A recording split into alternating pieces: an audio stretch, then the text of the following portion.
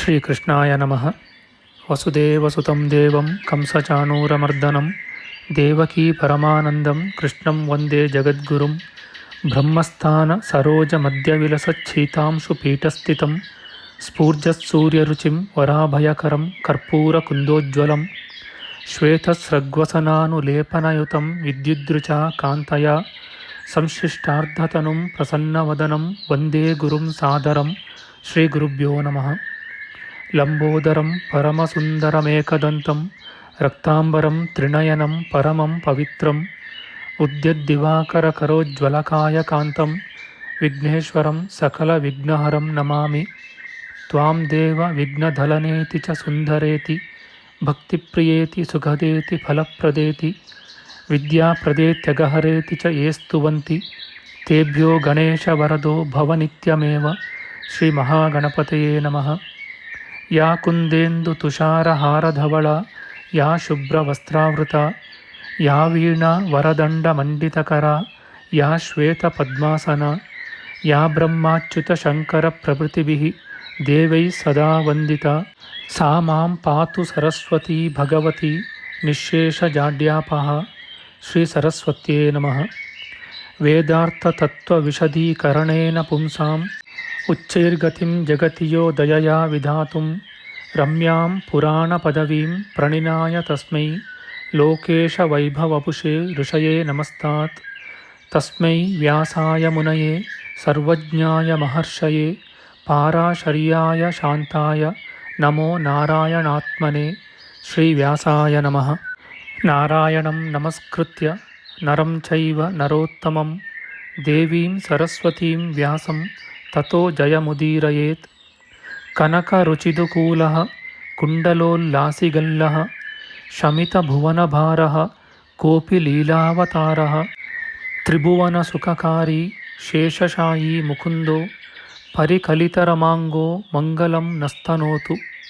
ನಮಾಮಿ ಗೋವಿಂದಪದಾರವಿಂದಂ ಸದೇಂದಿರಾನಂದನಮುತ್ತಮಾಡ್ಯಂ ಜಗಜ್ಜನಾನಾಂ ಹೃದಿ ಸನ್ನಿವಿಷ್ಟಂ ಮಹಾಜನೈಕಾಯನಮುತ್ತಮೋತ್ತಮಂ. ನಮಸ್ತೆ ಚಕ್ರಹಸ್ತಾಯ ಶಾಂಗಹಸ್ತಾಯ ತೇ ನಮಃ. ನಂದಹಸ್ತಾಯ ತೇ ವಿಷ್ಣೋ ಶಂಖಹಸ್ತಾಯ ತೇ ನಮಃ. ಓಂ ನಮೋ ವಾಸುದೇವಾಯ ನಮಃ ಸಂಕರ್ಷಣಾಯ ಚ ಪ್ರದ್ಯುಮ್ನಾಯ ನಮಸ್ತುಭ್ಯಂ ಅನಿರುದ್ಧಾಯ ತೇ ನಮಃ. ದಂಷ್ಟ್ರಾಗ್ರೇಣೋ ಧೃತಾ ಗೌರು ದಧಿಪರಿವೃತಾ ಪರ್ವತೈರ್ನಿಮ್ನಗಾಭಿಃ ಸಾಕಂ ಮೃತ್ಪಿಂಡವದ್ಬೃಹದುರ್ವಪುಷಾನಂತರೂಪೇಣ ಯೇನ ಸೋಯಂ ಕಂಸಾಸುರಾರಿರ್ಮುರನರಕದಶಾಸ್ಯಾಂತಕೃತ್ಸರ್ವಸಂಸ್ಥಃ ಕೃಷ್ಣೋ ವಿಷ್ಣುಃಸುರೇಶೋ ನುದತು ಮಮ ರಿಪೂನ್ ಆದಿದೇವೋ ವರಾಹಃ. ನಮಸ್ತಸ್ಮೈ ವರಾಹಾಯ ಲೀಲಯೋದ್ಧರತೆ ಮಹೀಂ ಖುರಮಧ್ಯಗತೋ ಯಸ್ಯ ಮೇರುಖಣಖಣಾಯತೆ. ಶ್ರೀ ವರಾಹಮೂರ್ತಯೇ ನಮಃ. ಪ್ರಿಯ ಬಾಂಧವರೇ, ನಮ್ಮ ಈ ಶ್ರೀ ಲಾಲೀಕೃಷ್ಣ ಚಾನಲ್ಗೆ ಸ್ವಾಗತ. ಇಂದಿನ ವಿಡಿಯೋದಲ್ಲಿ ನಾವು ಶ್ರೀ ವರಾಹ ಮಹಾಪುರಾಣದ 142ನೆಯ ಅಧ್ಯಾಯದ ಪೂರ್ವಭಾಗದ ವಿಚಾರ ಮಾಡೋಣ. ಈ ಅಧ್ಯಾಯದಲ್ಲಿ ರಜಸ್ವಲಯರ ನಿಯಮ, ಸ್ತ್ರೀ ಸಮಾಗಮ ವಿಧಿ, ಕರ್ಮಸನ್ಯಾಸ, ಜ್ಞಾನಸನ್ಯಾಸ, ಸಮಚಿತ್ತತೆ, ಯೋಗ ವಿಚಾರ ಮಾಡೋಣ. ಶ್ರೀಕೃಷ್ಣಾಯ ನಮಃ. ಸೂತಮುನಿಯು ಹೇಳುತ್ತಾನೆ, ಧರ್ಮಾಸಕ್ತಳಾದ ಭೂದೇವಿಯು ಶ್ರೀ ವರಾಹದೇವನು ಹೇಳಿದುದನ್ನು ಕೇಳಿ ಬಳಿಕ ಕೈಮುಗಿದುಕೊಂಡು ಆ ಮಾಧವನಿಗೆ ಅನುಗ್ರಹ ಉಂಟಾಗುವಂತೆ ಮಾಡಿದಳು. ಭೂದೇವಿಯು ಕೇಳುತ್ತಾಳೆ, ಮಾಧವ, ಸೇವಕಳಾದ ನನ್ನಲ್ಲಿ ಪ್ರೀತಿ ಇಟ್ಟು ನಾನು ಭಿನ್ನಯಿಸುವುದನ್ನು ಕೇಳು. ಜನಾರ್ದನ, ನೀನು ಮೃದು ಸ್ವಭಾವವುಳ್ಳವನಾಗಿರುವುದರಿಂದ ಹೇಳುತ್ತೇನೆ. ಹೆಂಗಸರು ಅಲ್ಪವಾದ ಪ್ರಾಣಶಕ್ತಿಯುಳ್ಳವರು. ಅವರು ನೀನು ಹೇಳಿದ ಕಷ್ಟ ಕರ್ಮಗಳನ್ನು, ಹಸಿವನ್ನು ಸಹಿಸಲಶಕ್ತರು. ಆಹಾರವಿಲ್ಲದಿದ್ದಲ್ಲಿ ಬಲವಿಲ್ಲದವರಾಗುವರು. ದೇವ, ನಾರಿಯರು ರಜಸ್ವಲೆಯಾಗಿರುವಾಗಲೂ ಊಟ ಮಾಡುವುದರಿಂದ ಹೆಚ್ಚಾದ ಸುಖವನ್ನು ಪಡೆಯುವರು. ಆದರೂ ಕರ್ಮನಿರತರಾಗಿರುವುದರಿಂದ ಅವರಿಗೆ ಅನ್ನವನ್ನು ಅನುಗ್ರಹಿಸಬೇಕು.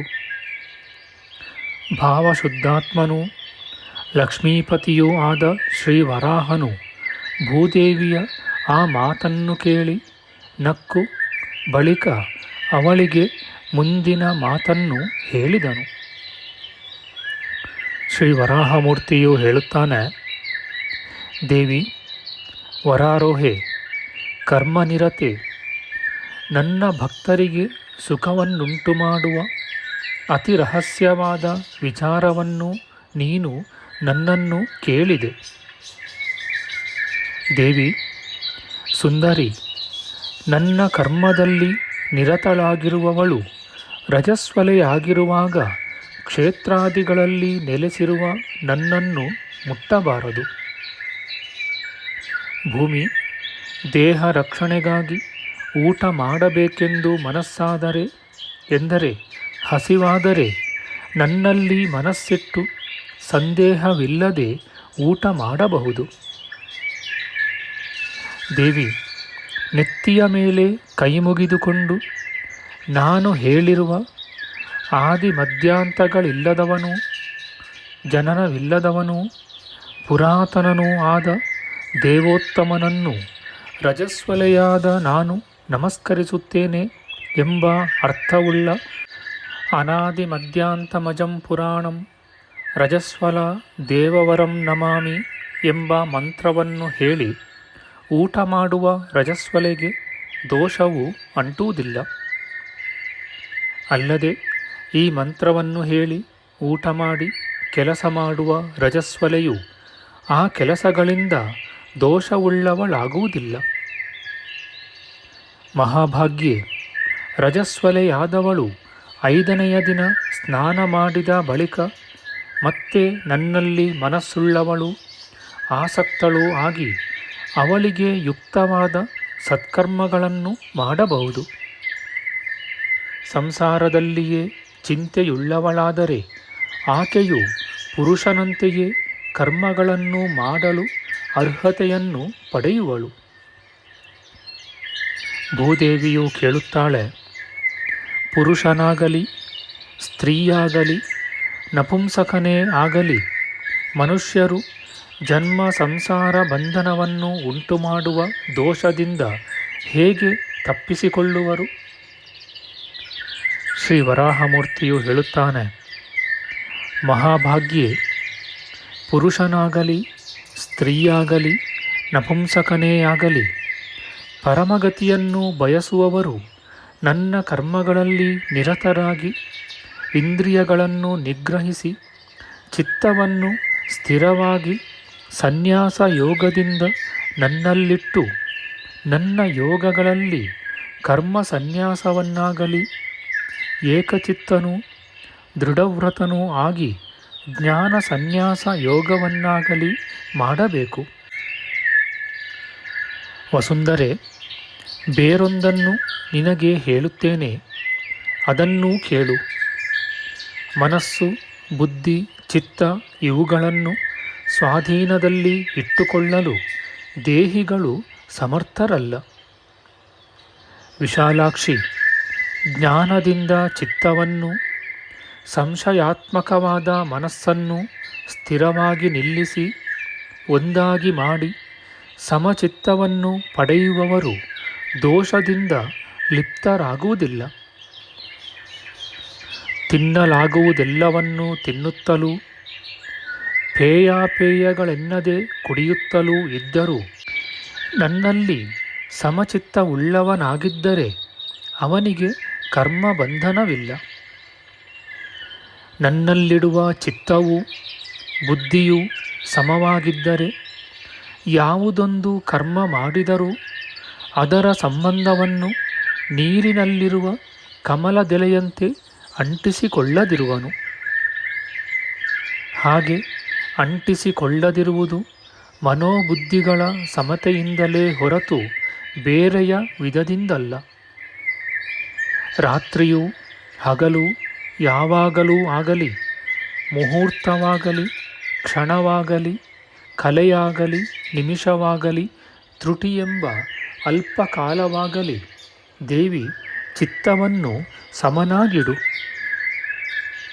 ಚಿತ್ತವು ನೆಲೆಯಾಗಿದ್ದರೆ ಹಗಲು ರಾತ್ರಿಯು ಯಾವಾಗಲೂ ಪಾಪ ಪುಣ್ಯ ಕರ್ಮಗಳ ಸಂಕರವನ್ನು ಮಾಡುವವರೂ ಕೂಡ ಪರಮಸಿದ್ಧಿಯನ್ನು ಪಡೆಯುವರು. ಎಚ್ಚರಗೊಂಡಿರಲಿ, ನಿದ್ದೆ ಮಾಡುತ್ತಿರಲಿ, ಏನನ್ನಾದರೂ ಕೇಳುತ್ತಿರಲಿ, ನೋಡುತ್ತಲೇ ಇರಲಿ, ನನ್ನನ್ನು ಚಿತ್ತದಲ್ಲಿ ಧ್ಯಾನಿಸುತ್ತಿರುವವನಿಗೆ ಭಯವೇನೂ ಇಲ್ಲ. ದೇವಿ, ನನ್ನಲ್ಲಿಯೇ ಚಿತ್ತವುಳ್ಳವನಾಗಿರುವ ದುರ್ವೃತ್ತನಾದ ಪಂಚಮನನ್ನು, ಅಮಾರ್ಗದಲ್ಲಿರುವ ಬ್ರಾಹ್ಮಣನನ್ನು ಹೊಗಳುವೆನೇ ಹೊರತು ಅನ್ಯಚಿತ್ತನಾದವನನ್ನು ಎಂದಿಗೂ ಹೊಗಳಲಾರೆನು. ದೇವಿ, ಸರ್ವಧರ್ಮಗಳನ್ನು ಅರಿತವರು, ಜ್ಞಾನ ಸಂಸ್ಕಾರದಿಂದ ಶುದ್ಧರು, ನನ್ನ ಕರ್ಮಗಳಲ್ಲಿ ನಿರತರೂ ಆಗಿ ನನ್ನಲ್ಲಿ ಚಿತ್ತವನ್ನಿಟ್ಟು ಪೂಜಿಸುತ್ತಾ ಅಥವಾ ಯಜ್ಞ ಮಾಡುತ್ತಾ ನನ್ನ ಕರ್ಮಗಳನ್ನು ಆಚರಿಸುವವರು, ಕರ್ಮನಿಷ್ಠರಾಗಿ ನನ್ನನ್ನು ಹೃದಯದಲ್ಲಿ ನೆಲೆಗೊಳಿಸಿ ಸುಖ ನಿದ್ರೆಯಿಂದ ಮಲಗುವವರಾದರೂ ಪ್ರಶಾಂತ ಚಿತ್ತರಾಗಿರುವವರು ನನಗೆ ಪ್ರಿಯರು. ಚಂಚಲ ಚಿತ್ತರಾದ ನರಾಧಮರು ಶುಭ ಕರ್ಮವನ್ನು ನಿಷ್ಕಾಮರಾಗಿ ಕರ್ತವ್ಯ ದೃಷ್ಟಿಯಿಂದ ಮಾಡದೆ ಸ್ವಾರ್ಥತೆಯಿಂದ ಮಾಡಿ ಅಶುಭ ಕರ್ಮಗಳಿಂದ ಪಡೆಯುವಂತೆಯೇ ಅದರಿಂದಲೂ ದುಃಖವನ್ನೇ ಪಡೆಯುವರು. ಭೂಮಿ, ಜನರಿಗೆ ಚಿತ್ತವೇ ನಾಶಕ್ಕೂ ಮೋಕ್ಷಕ್ಕೂ ಕಾರಣವಾದುದು. ಆದುದರಿಂದ ಚಿತ್ತವನ್ನು ಸರಿಯಾಗಿ ಸ್ಥಿರಪಡಿಸಿಕೊಂಡು ನನ್ನನ್ನು ಆಶ್ರಯಿಸು. ಜ್ಞಾನವನ್ನು ಯೋಗವನ್ನು ನನ್ನಲ್ಲಿಯೇ ಇಟ್ಟು ಏಕಚಿತ್ತಳಾಗಿ ನನ್ನನ್ನು ಭಜಿಸು. ಸ್ಥಿರವ್ರತಿಯು ನನ್ನಲ್ಲಿಯೇ ಚಿತ್ತವುಳ್ಳವನೂ ಆಗಿ ಯಾವಾಗಲೂ ನನ್ನನ್ನು ಭಜಿಸುವವನು ಶ್ರೇಷ್ಠವಾದ ನನ್ನ ಪಾರ್ಶ್ವವನ್ನು ಪಡೆದು ನನ್ನಂತೆ ಆಗಲು ಎಂದರೆ ನನ್ನ ಸಾರೂಪ್ಯವನ್ನು ಪಡೆಯಲು ಅರ್ಹನಾಗುವನು. ನಮ್ಮ ಮುಂದಿನ ವಿಡಿಯೋದಲ್ಲಿ ನಾವು ಶ್ರೀ ವರಾಹ ಮಹಾಪುರಾಣದ 142ನೆಯ ಅಧ್ಯಾಯದ ಉತ್ತರ ಭಾಗದ ವಿಚಾರ ಮಾಡೋಣ.